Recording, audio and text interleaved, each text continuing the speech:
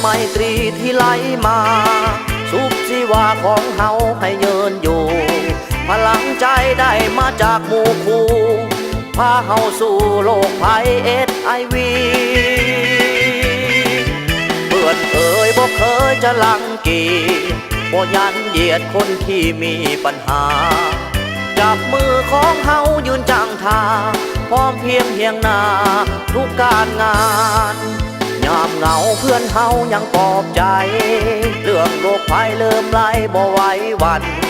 เป็นสิ่งหนึ่งซึ่งช่วยภูมิต้านทานช่วยสังขารยืนมั่นขึ้นทุกทีแห่งใจของเพื่อนคือพลังให้มีความหวังเพิ่มทวีเหมือนดังประกายแสงสุรีประดับสีโลกานาอาศัยสู้บ่ถอยสมหอยยิ้มสื่นหัวใจฟดฝืนเหมือนตาเบิ่งโลกที่อำไพสร้างสิ่งดีๆที่แจ่มใสสร้างผลงานยิ่งใหญ่ให้แก่สังคม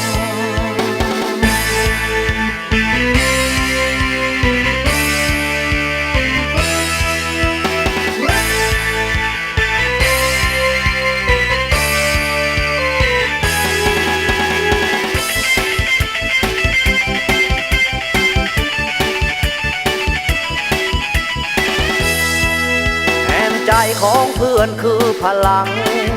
ให้มีความหวังเพิ่มทวีเหมือนดังประกายแสงสุรีประดับสีโลกานาอาศัยสู้บ่ถอยสมหอยยิ้มสื่นหัวใจฟดฝืนเหมือนตาเบิ่งโลกที่อำไพ